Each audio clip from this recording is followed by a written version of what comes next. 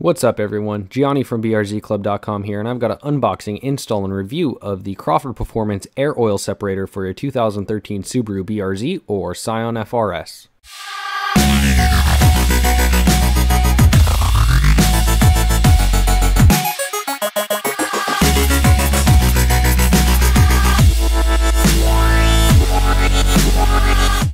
First, I have to thank all the great folks at Crawford Performance. Check them out at crawfordperformance.com.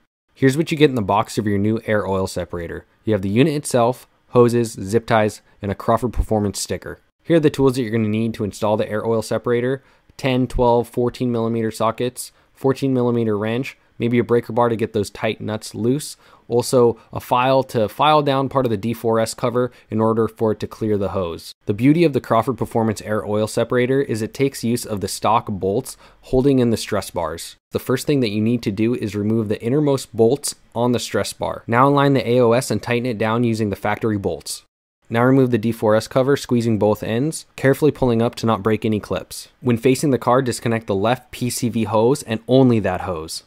Connect that same hose to the left bottom port on the AOS and zip tie it tight. Next, take the 5-inch supplied hose, connecting that to the open left port on top of the intake manifold. Now take the other side, connecting that to the middle port on the AOS. To finish with this hose, zip tie both ends. Next, remove the hose connected to the intake tube, and while you're at it, remove the rest of the intake because it's going to make your life installing the rest of the system a lot easier. With the intake system out of the way, we can easily access the pulleys and the belt. Take the 14-inch wrench to the belt tensioner, removing tension from the belt and sliding it off one of the pulleys. Now remove the 3 bolts holding down the AC pump and make sure to unclip the cables on top of the AC pump so you can easily move it out of the way. You will find 2 hoses connected to the top of the engine. Remove the one on the right that was connected to the intake tube. Now take the 19-inch supplied hose, run that underneath the intake manifold, connecting that to the right port that you just freed up on top of the engine. Connect the other end of the 19-inch hose to the right middle port on the AOS. Finish off by zip tying both ends. Put the AC pump and the intake back together, and now you can finish the last hose by connecting the 17-inch supplied hose to the intake tube that runs to the top middle port on the AOS. Zip tie both ends down and you're done installing all the hoses for the AOS. The last thing that you need to do to finish the install of the AOS is to shave down a little bit of the D4S cover